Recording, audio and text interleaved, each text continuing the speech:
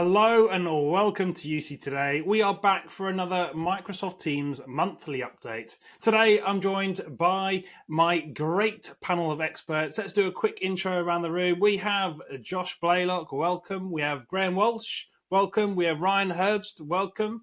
Kevin Kieller, and my co-host for today, Mr. Tom Arbuthnot. Welcome everyone to the show. We've got a lot of exciting updates to share with you all today. Tom, should we get cracking? Yeah, we've got a lot to talk about. Plenty of AI stuff and a bit of good Teams Room stuff as well. So let's crack in. Fantastic. Well, let's kick off with an update on the agent landscape in Microsoft Teams. Lots going on around this. The first one I've got on my list is a researcher and analyst agent in 365 Copilot. Tom, what's going on here? What's the crack with these new agents? Yeah, so obviously agents is the new hotness. So they're called agents. An agent being something that goes away and does things on your behalf. And this is really a big deal because this is the first time Microsoft and Copilot are getting into the kind of reasoning multi-step models. So researcher is essentially their take or their name and their version of what is OpenAI kind of deep research. So taking multi-step research steps to look up something or look up lots of information, pull it together for you and give you a summary. And Analyst is using OpenAI's O3 mini reasoning model to do advanced data analytics. So you can throw data into it, unstructured data, and it will come out with kind of answers. It can run Python scripts and do data analysis essentially. So up until now, we haven't had access to these reasoning models in the Copilot universe. So, OpenAI came up with it first. DeepSeek obviously popularized it, and various projects have kind of leveraged DeepSeek's investment, Perplexity, and others to do these multi-step processes. So you might, for example, in Researcher say, I want to compare all Teams rooms on Android bars, and it will go out and literally look across the web, pull the stats together, and try and summarize it for you and put it together. So more than just question answer, those go away and do things on your behalf. Oh, I was going to say, I think, this is Microsoft's attempt. I think these agents, and I know we're going to talk about a couple more, to really justify the $30 per user per month, right? So I think that this, beyond just the Gen AI piece, these are coming in. And as you said, Tom, the analyst agent, they say it's like having a data scientist on your payroll. So for $30 per user per month, that's a pretty cheap data scientist. So that's great. And the researcher agent, like I've used a bunch of the models that it's built on. Google has Gemini deep research, and my daughter has a master's in occupational therapy. She was doing some research and spent some days doing that. We threw it into one of these reasoning models, and quite frankly, in about 5 or 10 minutes, it came up with something, that she said, this is like graduate level plus a report that came out of it, right?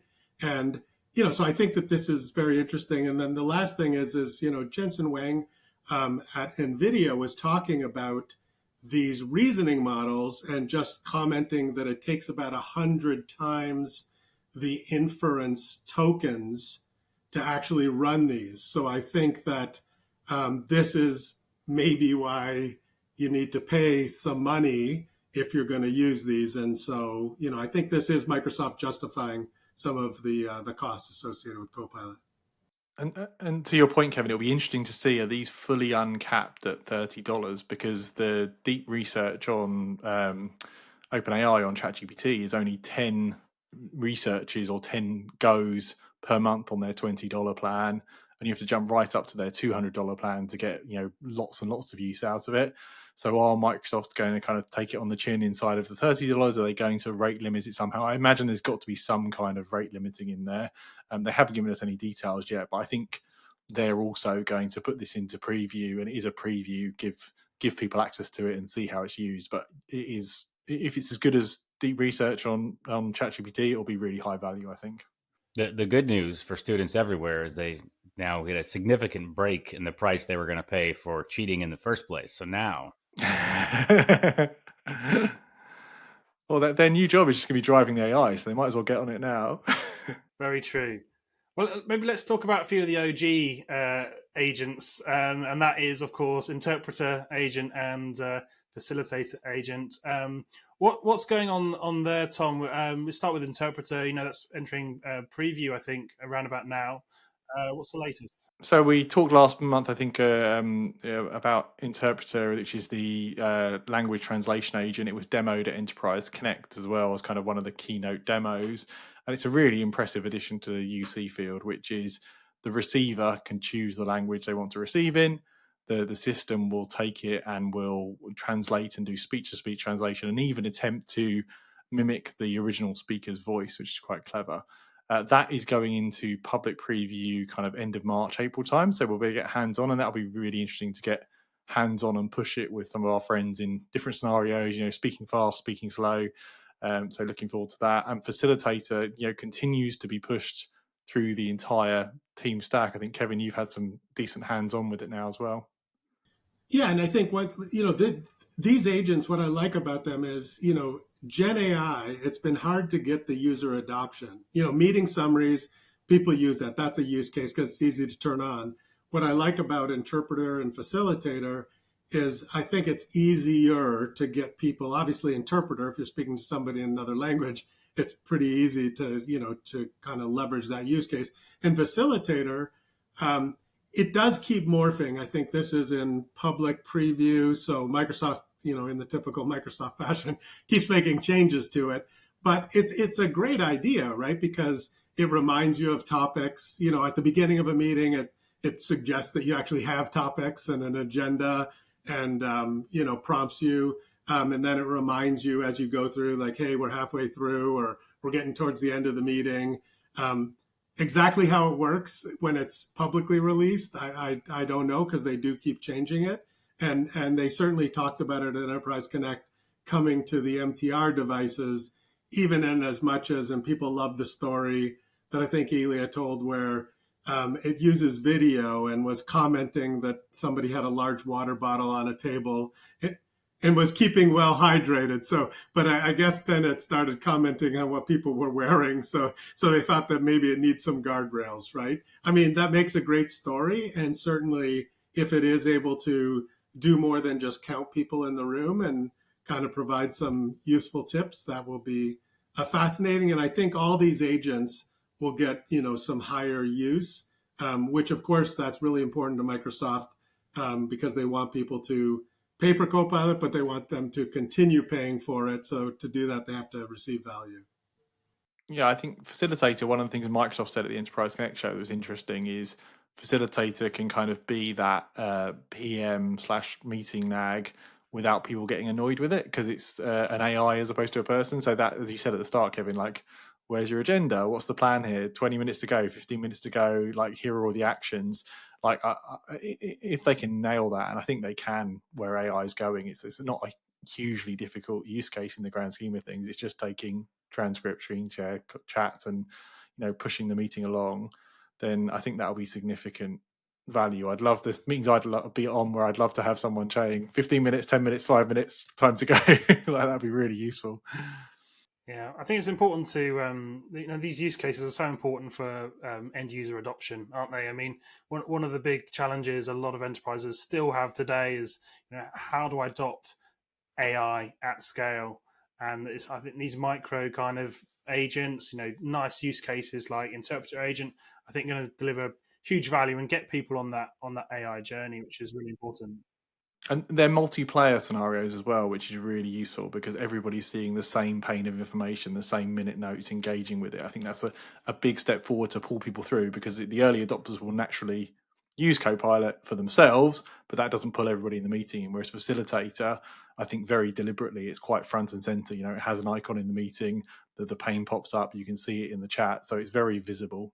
Fantastic. Shall we move on to another piece of Enterprise Connect news? I guess it was kind of the big news, and that was Teams Phone extensibility, and that was Teams Phone's integration with Dynamics. This was, a great piece of news for the contact center market. Tom, take us through this one. Yeah, the name is a bit of a confusing one because it's called Teams Phone Extensibility, and you can read into that as what the futures might be. But initially, the aim of this is to allow contact centers to tightly integrate to Teams. So as you said, Dynamics is one of the main platforms, but there's also a whole bunch of ISVs, Landis, Luware, Audio Codes, IP Dynamics, Anywhere 365, I think Computer Talk, Audio Codes. I think I got everybody there. Like all are on the preview program and will have previews out. And what they're doing is they're using Azure Communication Services, which is the platform underneath Teams. Essentially, if you think of it like a bit like a CPaaS, to connect to and run on and integrate with Teams. And what that gives you is Teams phone, as in phone numbers, the PSTN connectivity, operator connector at routing, calling plans. You can configure all your PSTN there and then magically route that through to the contact center. So that's one of the benefits. The other benefit is in terms of agents talking to people on Teams and transferring calls and going back and forth, that's all very tight as well. So in theory, this leads to a really robust set of capabilities contact center vendors can lean on in terms of the call routing, the recording, the platform, and a tight Teams integration. So really exciting to see kind of a simplicity of that integration between those two platforms.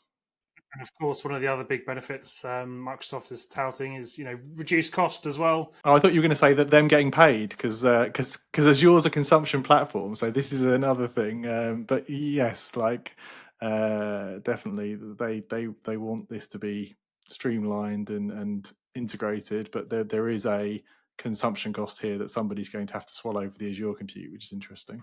Okay, great. So, shall we move on to our next one, which I thought was a bit of a non-story, but I think I'm about to be proved wrong, and that is the Files tab in Teams chat is now becoming shared.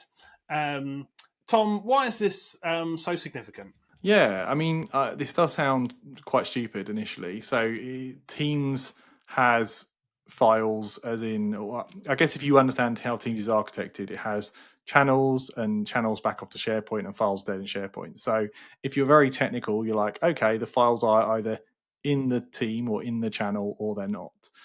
For all other people in the world, which is like 98% of people, they can't really comprehend when did I drag a link to a file into the chat and when did I put the file in the team.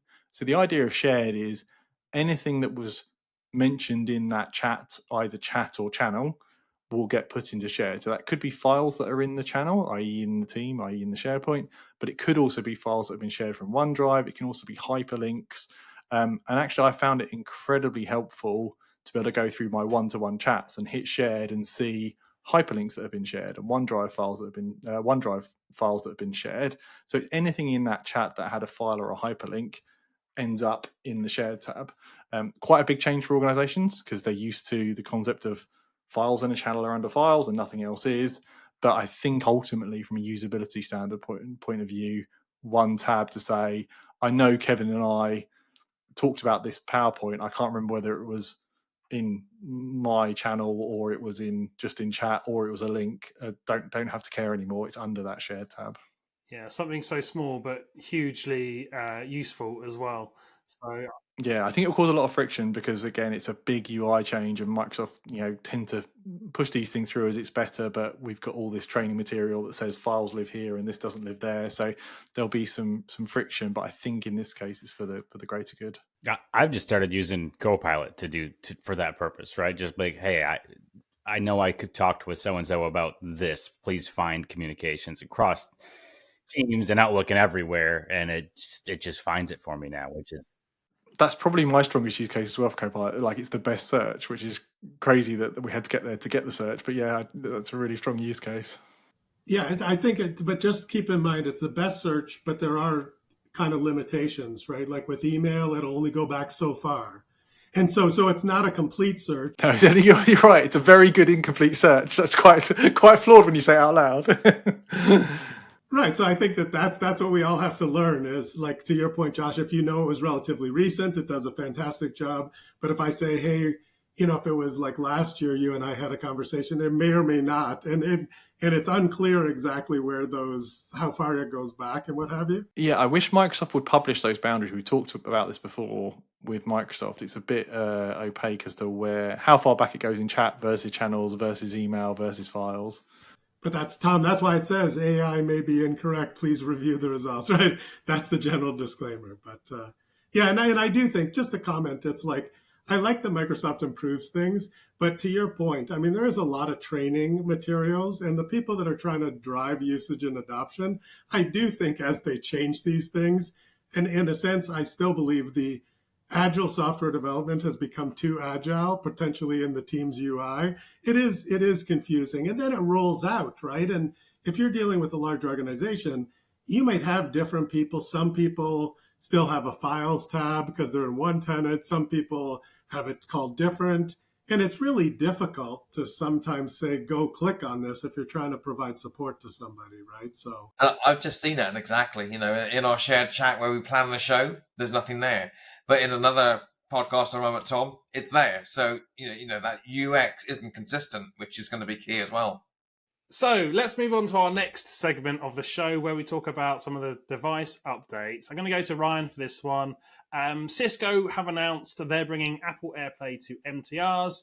Ryan, what's your take on this? Yeah, I like the idea. I know we talked recently that Microsoft is enabling Miracast in MTR initially on Windows and on Android in the future. And AirPlay is certainly and this I guess from a practical perspective would allow very simple wireless sharing from an iPhone or an iPad or a Mac to Cisco devices running Teams rooms. So. Nothing particularly complex about it, but certainly we know that the more options we have for simple wireless content sharing, that doesn't hurt. So excited to see this. It is, I guess, specific to Cisco devices at this point. Fantastic. And let's move on to the latest on MDEP. Of course, this is kind of a moving evolution, if you like. Jabra and Yealink phone now have general availability on their devices. I think Yealink is the latest, though, with their phones and some panel displays as well. Josh, what's going on there? Yeah, kind of a state of the union on MDEP, right? It continues to evolve as partners increase, but as far as what's generally available out there now, you had the recent announcement from Jabra on the last show we did, and then Yealink has now got some of their phones on the MPE2 series available, as well as the Room Panel E2 series. And I believe they've got more devices coming later on. And there's also a laundry list of other providers that are bringing devices in the coming months as well. So I think we're going to continue to see GA announcements throughout the year, but you've still got Barco, Audio Codes, Lenovo, Shure, MaxHub, Crestron, and Owl Labs all having made previous announcements to partnerships with MDEP. So it's going to be an exciting MDEP year. It certainly is. So let's move on to Shure then. Back to Tom Arbuthnot. We've seen some Shure certifications recently for some of their room systems. What's going on there, Tom? Yeah, so Shure have previewed these systems at a couple of shows now. These are Microsoft Teams rooms on Windows systems, and they have quite a big portfolio coming in. These are the first MTRs from Shure, and there's more stuff brewing there as well. They're one of the partners that have announced MDEP potentially in the future as well. They've got a kit 30 for small rooms, 50 medium, 70 for a medium, and 80 for a reconfigurable. And these are partnering with Huddly for kind of multi-cam scenarios and all the nice Shure audio technology, DSP, their kind of mic and speaker ceiling tiles. So exciting to see them certified. I think it's kit's still shipping in a few weeks or months, I think. So this is a big step for them to be officially certified for all 4 of their systems. Next up on the devices news is PTZ controls coming to Microsoft Teams rooms on Android. That's pan, tilt, zoom controls. Let's go to Ryan on this one. What's going on that side? Yeah, so I think on both Windows and Android, we're going to have an ability from the room itself to do manual PTZ type control from the center of table console, which is exciting and welcomed. So this has been Yeah, I think there's certainly a lot happening in the AI-driven kind of automated world of controlling cameras, but we know there's still some situations and circumstances where somebody wants a very specific shot or something very specific in terms of preset. So yeah, this is functionality not necessarily new to the video world, but new to Teams rooms and exciting. Yeah, I mean, I see some of these updates come through every so often, and on the surface they can look a little bit like, oh, great, that's nice, but actually for some really niche use cases in like classroom style environments and for education, for example, they're super useful. So it's really important to remember, how these small updates can make a huge impact to certain businesses out there. So, with that, Tom, shall we move on to the events? Yeah, we are in event season now, so there's lots going on. We've got Ilya coming on the Teams Fireside Chat on the 10th of April, so that's kind of off the back of Enterprise Connect. Really excited for that. He's always a good conversation. For those that don't know, Ilya is the CVP of Teams calling devices and now Premium, so really good insights from him. That should be good. We've got CommsV next in person in Denver, Colorado, 15th, 16th of April. We've got a couple of sessions there. That's always a really good community event. Josh, you're actually one of the organisers, so it'd be interesting to hear from you how that's coming together. It's going to be a good session this year. We got, like you said, there's 59 sessions, which is a lot for us. We've expanded the amount of sessions that are at the event. Very heavy on Copilot and Microsoft Teams content, as you can imagine. So it's a focused in session like Commsverse across the pond, right? So which will be a couple months following it. So if you're looking for an event where everybody there is there for the same reason you are, you're not lost in a sea of people, you want to focus in on Teams, Copilot, all the sessions around that, Microsoft product group folks, as well as the best food you're ever going to find at an event, then yeah, come on out to Denver. It's going to be a good time. Nice. So looking forward to that. And then a little bit further out, 30th of April, we've got our Microsoft UC User Group London. Cisco are hosting us this time, so that should be really good. Hopefully we'll get a sneak peek of some of their announcements. And then into May, we've got the Microsoft 365 Community Conference. That's Microsoft's big first-party kind of community conference type thing. That's 6th and 8th of May. And for the first time, they've really put a lot of emphasis on Teams there. So there's a lot of Teams sessions, a lot of Teams tracks, and that's out in Vegas. So if you can get out to there, that should be a good one as well. Great. So that concludes our April update for Microsoft Teams. Thank you so much to everyone for joining this week, and thank you for watching. You can catch me, David Dungay, on UC Today. See you next time.